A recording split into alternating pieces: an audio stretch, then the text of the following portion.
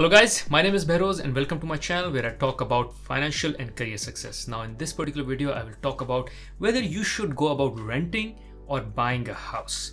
Now before moving into the topic, I have to ask for you. One, smash the like button as this keeps me motivated in producing similar content like this.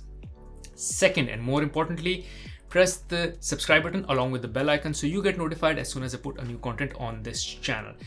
Your support with liking and subscribing goes a long way.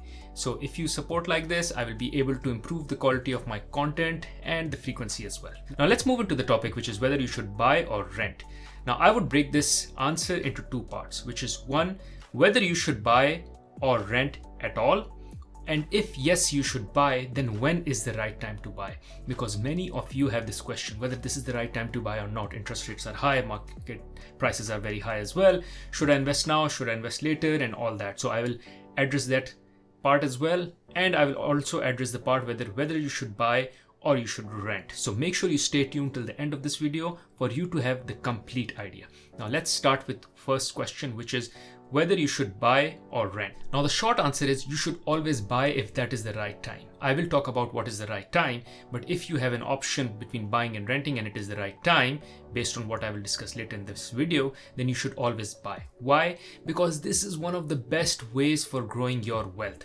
Historically speaking, in past 24 years, property prices have grown by around 4.7% on average in US, and in past 10 years they've grown by around 7.7%. So even if we go with the conservative number, which is past 24 years, it has been growing around 4.7%. I round it up to 5%. So the house prices in US have been growing around 5%. So your wealth will continue to grow. Just by you buying a house, you will be able to continue to grow your wealth. Now, many people say that if I'm in the house, if I'm living in the house, I should not consider it my wealth because that is kind of stuck. Yes, it is stuck today, but eventually you can always scale down. You can always go down in kind of the size of your house. Eventually, for instance, if you have kids, they move out to college and now you are empty nesters, you can always scale down, go on a smaller house and get the cash value from the house. Or what you can do is you can always move cities or places and go further out in the city, like in the suburban area, and get more value out by selling the house that you're living in, and then you can move further away from the city or the town center and buy another property there for a cheaper price. So you can always cash in part or all of the value of the house that you have. So it is a wealth generating tool in some context or in some way, because you can always exercise selling it and taking in all that cash and using it how you want to use. This is number one. Second, it allows for forced saving. Because you are paying monthly mortgage payments, you are forced saving because it is also going against your principal. So you are building into the house equity, and this is kind of a forced way for you to pay. If you are renting, you are just paying someone else's mortgage. You are also forced to pay the rent, but now you are not saving because it is going to someone else's pocket. Number three, there is an emotional attachment, right? When you have your own house, you feel like really making it, taking care of it, expanding it, making it look beautiful. You have an emotional attachment. You know it is your house and you can do whatever you want with the house. And similar to that, given you know it's your house, and this is point number four, no one can ask you to leave because the owner can always come and say, okay, they want to move you out because they want a different tenant, or they want to move in themselves, or they want to sell the house. So there is always this pressure that the owner might want to sell the house or move you out as well, or move in by themselves and eventually move you out. So there's always this pressure. That pressure just goes away when you really own the house. You know you can live there for as long as you want, the way you want, and so on and so forth. Like you can choose to have pets. While you're renting, the owner may not allow you to have pets, or you can choose to do other modifications in the house which the owner, if you're renting, may not allow you, but if you own the house, you can go about modifying the house as you want. So wealth generation, you save, there is forced saving, you own the house, there's emotional attachment, and no one can ask you to leave. So always I would go for buying the house over renting. Now the question is when you should buy. Is it the right time to buy? Today, tomorrow, a year after, 10 years after, and so on and so forth. Here's the answer, and hold on to the answer that I have to give you. That is, it depends on affordability as against what are the market prices now. Because in the long run, the house prices will always go up. So as long as you're buying a house for the long run, which is around 10 years, so 7 to 10 years, and I would pick the number as 10 years. If you've decided to live in a place for around 10 years, then always go for buying. If it's less than 5 years that you want to live in a place, then it's better to rent, because you might be moving. You don't want to buy a house now, and what if the market crashes tomorrow, and so on and so forth.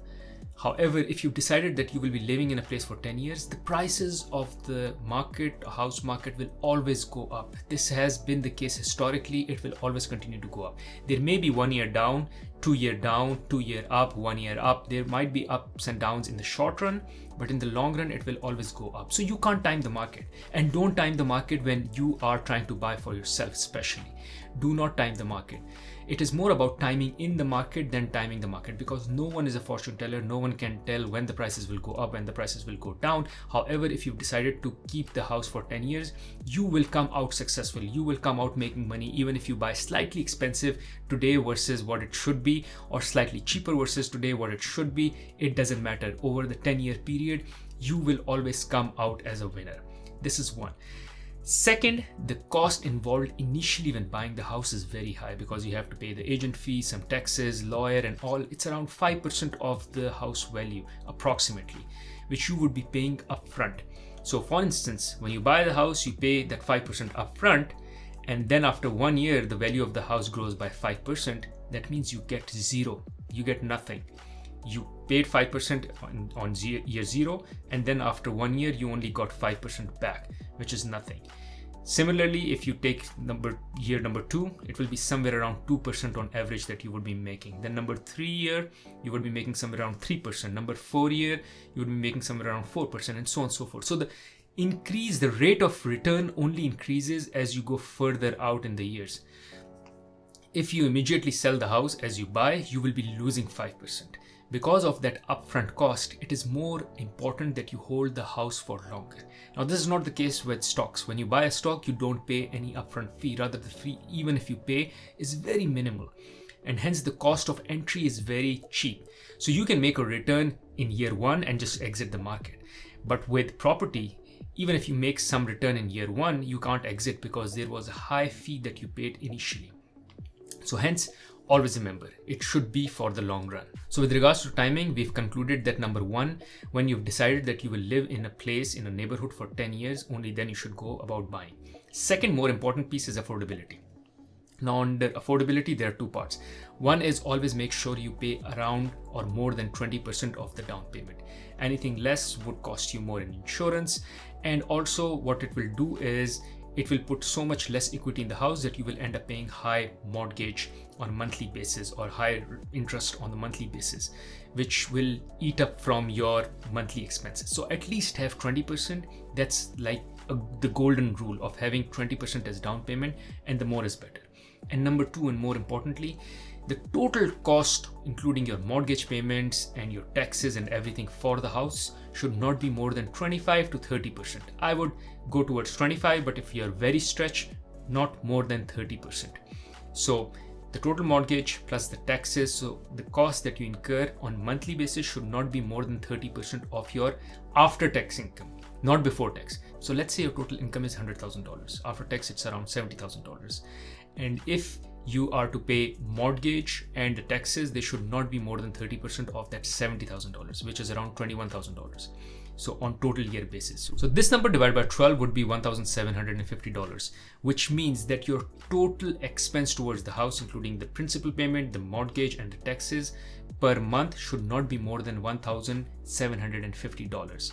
If it is more than that, that means you can't afford it and you should not go towards buying that value of a house. Should go for a lower value house. And if you want exactly that house, that value of the house, because you like it, then you rather wait, save, or increase your income and only then go about buying that particular house. So the timing is more to do with when you can hold the house for 10 years and if you can afford it. 10 years and affordability is with regards to you being able to down pay 20%, and then your monthly expense for the house, including the taxes, mortgage and interest, should not be more than 30% of your after-tax income.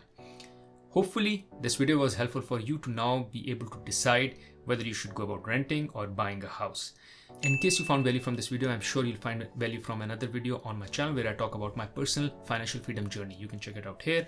Other than that, there is another video where I talk about how you can go about investing when the stock market is going down. You can check out that video here. Thank you.